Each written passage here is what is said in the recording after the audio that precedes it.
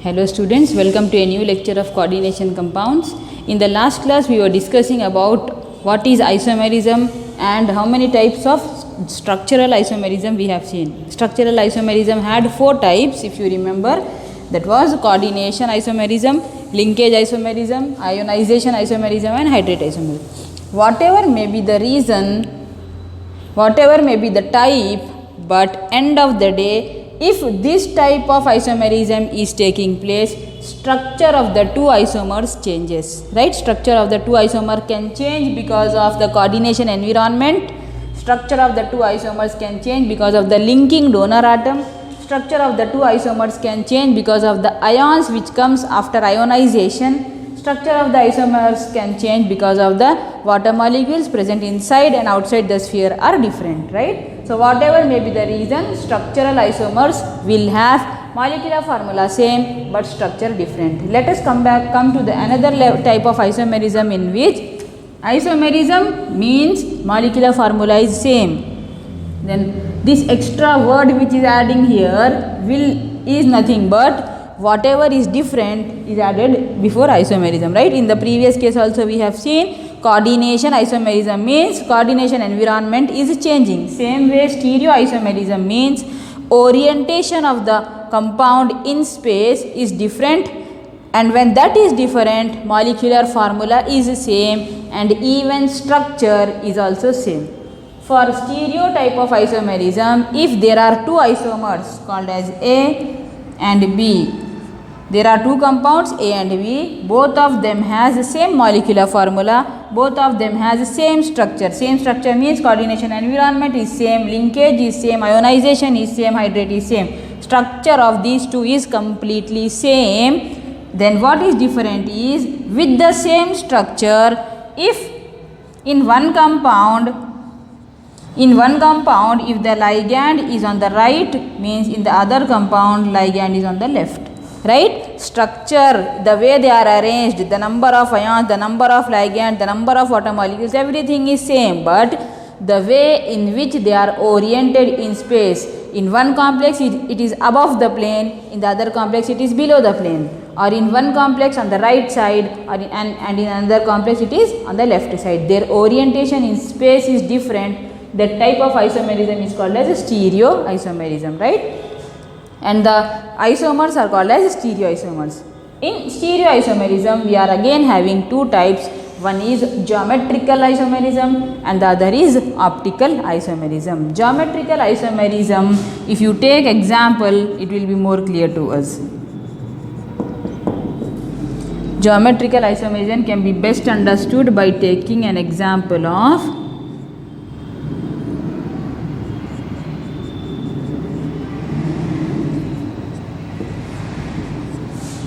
this is the complex. This is the complex in which molecular formula is same, structure is also same, but the only difference is the way in which they are oriented. So, to always explain any type of isomerism, you need two compounds A and B. In the first compound, this molecular formula is in the form of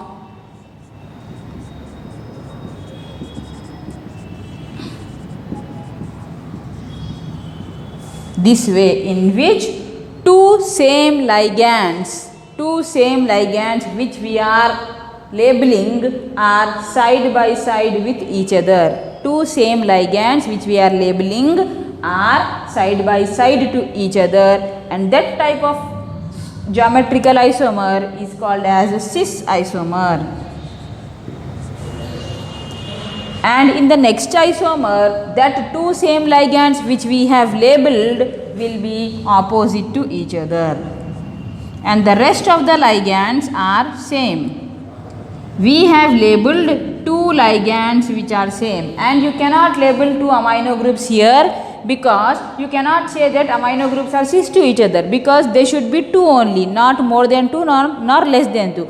If they are more than two, they cannot give you cis, and if they are less than 2 also they cannot give you cis or trans. Okay, whatever it is, you should identify any ligand who are 2 in number and who are side by side means it becomes cis, opposite to each other means it becomes trans, right? So this isomer is called as a trans isomer, and it's not necessary that you should take chlorine only. You can take a formula which is quite opposite to this also.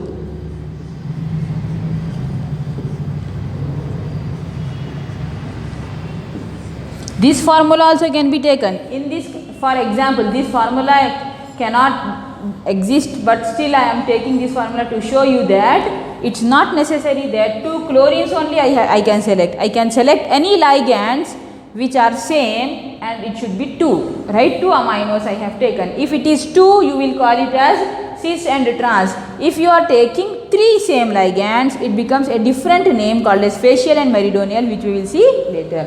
But geometrical isomerism for this complex, what is the formula of this complex? Metal A type ligand 4, B type ligand 2. Any complexes having this formula, in which 4 other ligands and 2 same ligands are taken, can have 2 possible arrangements. In one complex, that 2 same ligands can be side by side with each other, and that complex is having cis structure and the other is having trans structure. If you compare these two, are they having the structure same? Yes, donor atoms are same, connectivity is same, shape is same, ionization is same, everything is same, right? Molecular formula is same and structure is also same, but the only difference is in this complex these 2 groups are side by side with each other, in this complex it is opposite to each other. So it becomes cis and it becomes trans isomer. So whenever you are giving the name for this complex, its name should be cis. What is the name? Amino comes first because it starts from A. Tetraamino dichloro cobalt 3. Same way, the name of this isomer is trans tetraamino dichloro cobalt 3 chloride. Their name is same, indicates that their linkage is same, coordination is same, ionization is same, hydration is same. Only difference is in the first isomer 2 groups are side by side, in the second isomer it is opposite, right? So this example which we have taken is an octahedral complexes in which the central metal is surrounded by 6 different ligands or same ligands, right? 6 ligands are surrounding the central metal atom, and that complexes are called as octahedral complexes. In octahedral complexes, not just this formula, some other formulas also can be undergoing this geometrical isomerism. Let us see how many formulas can undergo this type of geometrical isomerism. First formula which we can take is, if you take all same 6 ligands, can it have cis and trans isomerism? No. If you take same ligand 5 times and 1 ligand which is different, can it have geometrical isomerism of cis and trans? No, it cannot have, right? Because at least 2 groups should be there in identifying or labeling the ligand. Can it have cis trans? Yes. And the example for this formula is what we have taken. Sorry, B4. A3, B3. A3, B3 type of complexes will not have cis and trans isomerism. Instead, it has one more type of geometrical isomerism which is not called as cis and trans, but it is called as facial and meridional. Instead of calling them as cis and trans, you will call them as facial and meridional only for this formula, which is 3 same ligand, 1 same ligand 3 times, another same ligand 3 times. If this only is present, if this type of arrangement is present, you should not call this type of complexes as a cis and trans. Instead, you should call it as a facial and meridional. Let us look at what facial and meridional complexes diagram shows. For that formula, shall we take the same ligands? Let us do so. Central metal, okay, let us change, is cobalt taken 3 times and chlorine taken 3 times. Right? This is the formula, which is a neutral ligand. It is also octahedral complex. Right? This is octahedral complexes. In one type of arrangement,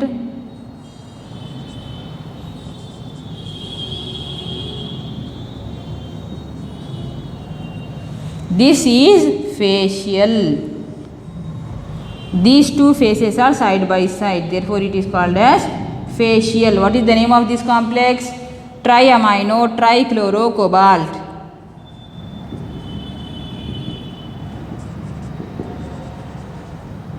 Instead of adding cis so and so name, what we should add? Facial. And in the next complex, what happens? One face and the next face is opposite to each other.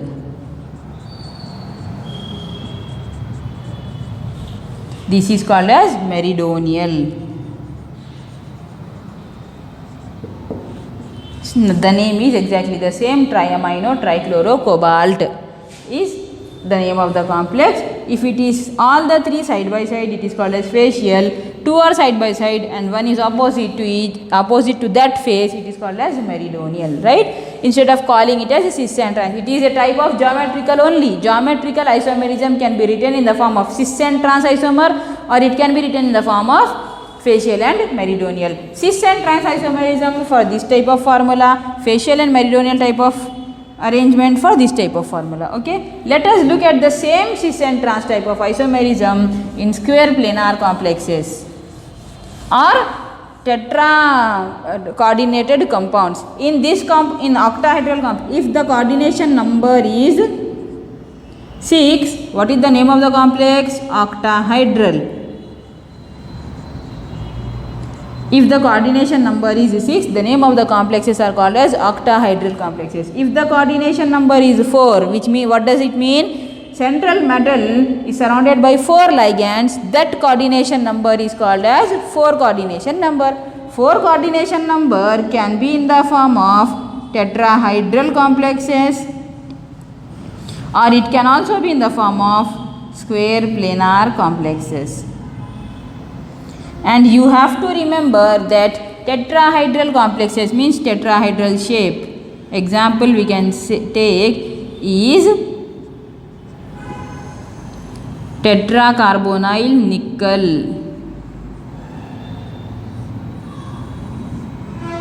Tetrahedral complexes will not show cis-trans isomerism. Tetrahedral complexes, whatever may be the formula, but tetrahedral complexes will not show cis-trans isomerism, because in that type of complexes 4 different ligands will come from different axes. Therefore, it is not possible to arrange them on the same side or on the opposite side. Cis and trans isomerism is not possible in tetrahedral complexes. How about square planar complexes? Square planar complexes has a same plane, but a same plane is not present in tetrahedral geometry. It is possible in square planar. Therefore, cis-trans isomerism is possible in square planar but not possible in tetrahedral. What is the shape of square planar? It's like octahedral only, but coordination number is 4. So now let us look at geometrical isomerism in square planar complexes. Let us take the first formula in which all the 4 ligand atoms are different.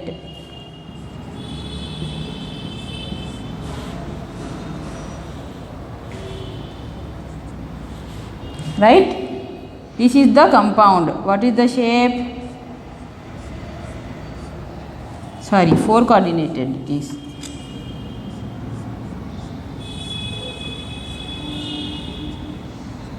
If all the 4 ligands are same, there is no possibility that these two are on one side, these two are on the other side. So this formula will not undergo cis-trans isomerism. Out of 4 ligands, all 4 are same, it is not possible.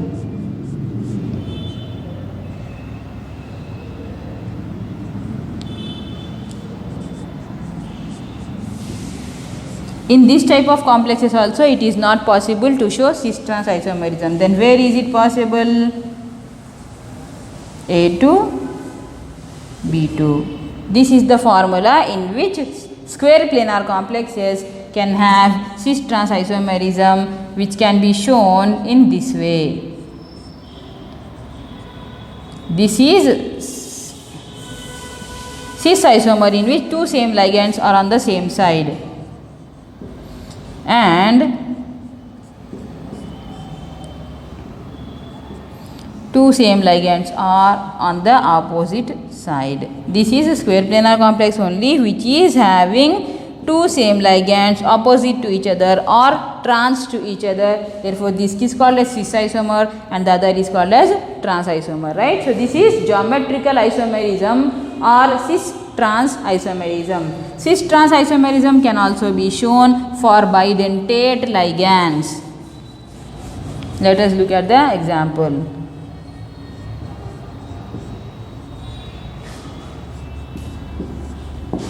In a compound, if there is a bidentate ligand, even then cis-trans isomerism is possible. And that is, what is the coordination number of this compound? Ethylene diamine is a bidentate ligand. 2 times means 4 plus 2. Total coordination number is 6. So, this is octahedral complex only. Right? Let us show cis-trans isomerism in that. As ethylene diamine is a bidentate ligand, this is one molecule of ethylene diamine and this is another molecule of ethylene diamine. The remaining are nothing but chlorine. And in this complex, what is happening is 2 chlorines are side by side to each other and 2 ring or chelate rings are side by side to each other. So, this isomer is called as a cis isomer. Going to the next, this is one ligand of ethylene diamine, this is one ligand of ethylene diamine, both the rings are opposite to each other, and same way even chlorines or chloroligand is also opposite to each other. It is called as a trans isomer. To explain each category, you have to take at least one example for explaining the isomerism, right? Going to the next type of isomerism, which is optical isomerism. Which is optical isomerism. In that optical isomerism, if there is a compound, optical isomerism means if you take any compound, let me take the same compound which we have taken earlier with cobalt. Okay, I am going to take the same compound like cobalt. Suppose instead of 2 ethylene diamine, let me take 3 ethylene diamine itself. Now the coordination number is satisfied as 6, no need to take any other ligand. And each ethylene diamine is a bidentate ligand, right? This is one ring, this is another ring, and this is another ring, right? If you take any compound, keep a mirror and get the mirror image of the same compound. Mirror image means this is mirror in between. On this side of the mirror, what is present will be reflected here. What is here will be reflected here. What is here will be reflected here. What is here will be reflected here. Here will be reflected here, and what is here will be reflected here. That is nothing but the mirror image. So now looking on the other side of the mirror, let us draw its mirror image. Okay. So this nitrogen should come here and this nitrogen should come here. There was a ring here, there is a ring here. Next, this nitrogen was a ring here, right? This nitrogen and this nitrogen, there was a ring here, right? This is a compound and it is its mirror image. Till now I have not given you the definition of optical isomerism. Let me compare both and then we will come to a conclusion of what is optical isomerism. If I take a mirror image of this compound and try to keep exactly on this compound, take a mirror image and put it on this compound exactly where the central atom is, this central atom also should come. Now, is it superimposing on one another exactly 100% at all the points? Metal will superimpose, nitrogen will superimpose, but in this compound the ring is on the left side, in this compound the ring is on the right side. Chelate ring of a bidentate ligand is on right side of this compound and on left side of this compound. Is it right? So now the definition of optical isomerism is, if any compound is giving its mirror image which is non-superimposable on one another, which is non-superimposable on one another. If you try to superimpose, you will not get the same thing. If it is non-superimposable on one another, it is called as optical isomerism, right? If it is superimposable, it is not an optical isomerism. Optical isomerism means if there compound and its mirror images, or if two compounds are there which are non-superimposable on one another, is called as optical isomers, and the molecular formula of these two compounds are same and structure is also same. The only difference is both the compounds are not superimposable on one another. Let me take the example of two hand. This is compound A, and if you keep a mirror in between, you will get a compound B. In between my two hands there is a mirror. If I try to superimpose left hand on right hand, are they superimposing one another? No. A thumb on the bottom side is coming on the right side, a thumb on the top is coming on the left side. They are not, two thumbs are not superimposable on each other, two index fingers are not superimposable on one another, two middle fingers are also not superimposable on each other. Such is the example of these two compounds which are non-superimposable on one another, and those two compounds are called as optical isomers, in which the one having the ring on the right side is called as dextro and the other is called as levo. Dextro means this isomer will rotate the plane polarized light on the right side, and this isomer will rotate the plane polarized light on the left side. These are the examples of optical isomerism, in which two compounds are having everything same, molecule same, molecular formula same, structure same, but they are non-superimposable, right? By this we have completed isomerism. Now let us go to the next topic of theories of bonding in metals. Okay.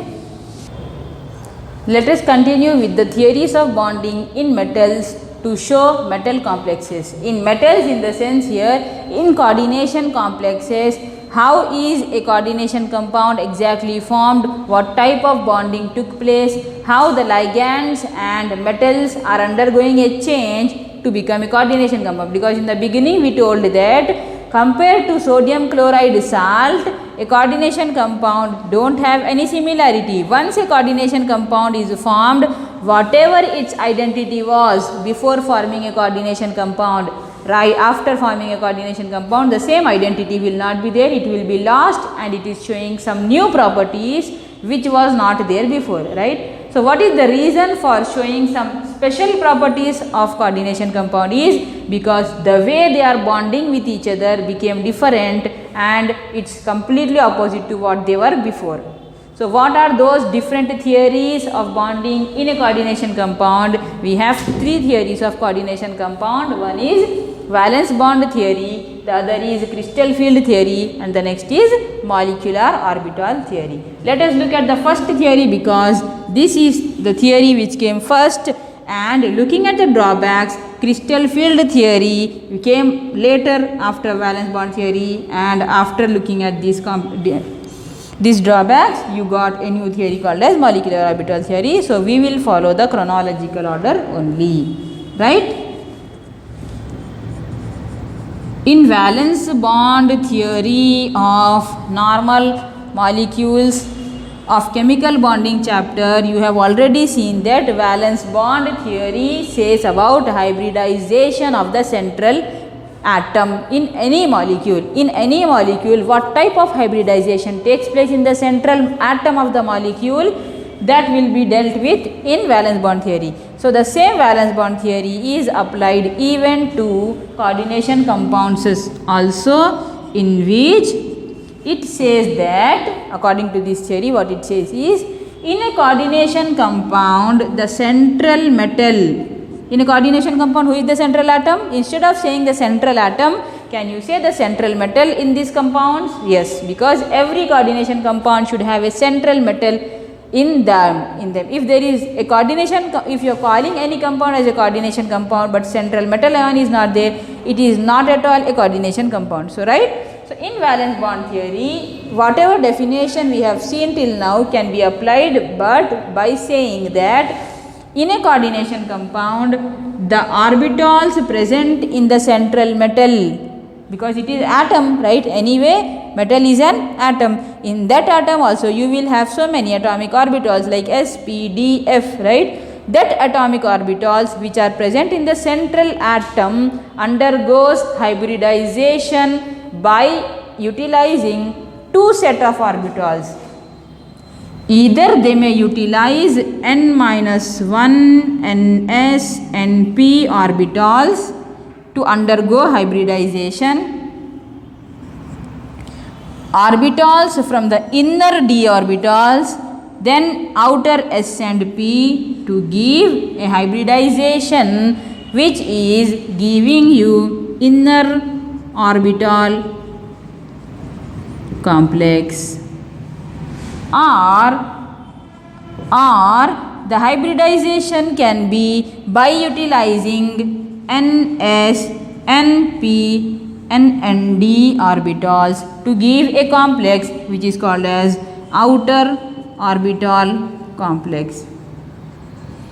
Hybridization concept is same for these compounds also. Whatever hybridization concept we know, whatever we studied was methane has sp3, boron trichloride has sp2, beryllium dihydrate has sp, what all hybridizations we have studied in first year, the same concept of hybridization is applied for coordination compounds also, but the different thing here is, in the metal atom which is present in the center, it can utilize either this set of orbitals to undergo hybridization or this set of orbitals to undergo hybridization. If it utilizes this set of hybridization, if it utilizes this set of orbitals, you will get a complex which is called as inner orbital complex, and it will be low spin. Low spin means so many pairing of electrons took place to some extent or to more extent, but pairing took place and the unpaired electron will be either absent or less.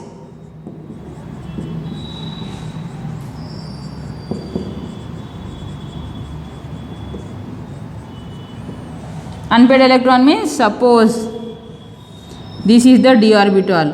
Which d orbital? Inner d orbitals or outer d orbital, whatever it is, but in the first case inner d orbitals are used. Suppose out of 6 electrons, all the 6 electrons are paired. Are there any unpaired electrons in this? No. So what is the spin? Plus half minus half 0, plus half minus half 0, plus half minus half 0. What is the spin value? Total is 0, right? Therefore it is called as low spin. Or it can also have out of 7 electrons, that may be the case. How many unpaired electrons are there? Only 1. So calculate plus half minus half 0, plus half minus half 0, plus half minus half 0, plus upward means plus half. What is the value? Only plus half. Is it low? Yes. Therefore, unpaired electrons are either absent or less. In that case, their spin will be less for the total d orbitals, and therefore they are called as inner orbital complexes or low spin complexes. Going to the next set of orbitals. Instead of utilizing this set of orbitals, the metal may utilize the other set, which is this. S, P and D of the same shell. S, P and D of the same shell. So what happens? If that is the case, In this type of complexes, unpaired electrons will be more. What happens? Unpaired electrons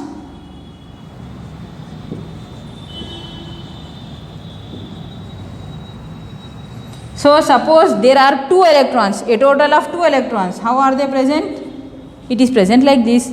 2 unpaired electrons are there or not? Plus half, total value is 1. Is it more or not? Compare out of the total electrons, all of them are unpaired only. Suppose out of 5 they are like this, they have got some value for spin or not? There the value for spin is negligible, but it is either 1 or more than 1, but some value is coming for spin of the total orbitals, right? Therefore, if this set of orbitals are utilized, you will get a complex in which d orbitals are present in the last shell or not? Yes. If d orbitals are also present in the last shell, that complex is called as outer orbital complex, and in that complexes unpaired electrons will be more, comparatively more, and therefore value of spin will also be more, and they are called as high spin complexes. High spin complexes. Now you can clearly see the difference between first and second set. If it utilizes first set, what happens? D orbitals comes first, right? 1, 2, 3, 4, 5. This is n minus 1 d. This is not the last shell, last but one shell. After that, who is the last shell? This is the last shell. Ns, Np. This is the last shell, and d orbitals are present in last but one shell. So it is inside. Therefore, it is called as inner orbital complexes, because we are focusing on d orbitals only majorly, because metal atoms will have major role by d orbitals only. So, right, by judging where the d orbitals are, we are calling the first one as inner orbital complexes, and the second one means the d orbitals are also in the last shell, and the s orbitals are also of the last shell. And after that, Nd. The inner d orbitals which are present will not involve or will not at all participate in this set. So, the last d orbitals, whether they have any electron or not, that is not important for us, right? The electrons which are present or not is important for us. Which orbitals are participating for hybridization is important for us, because in other molecules also we have seen that it is not necessary for any orbital which is undergoing hybridization to have electron, because hybridization is for the orbital, not for the electron. Presence or absence of electron is not a condition. Orbital is there means it can undergo hybridization whether it has electron or not. So, what we will see is, if the orbitals present in the last shell is involved in hybridization, it will give you outer orbital complexes. If the orbitals involved in last but one shell also, it is called as inner orbital complex. In the inner orbital, the spin will be low and unpaired electrons will either be absent or less. In the outer orbital, spin will be high and the unpaired electrons will be more. Now what we will see is, in the next class, we will see for different coordination numbers what geometries are possible and what hybridizations are possible. Okay, thank you.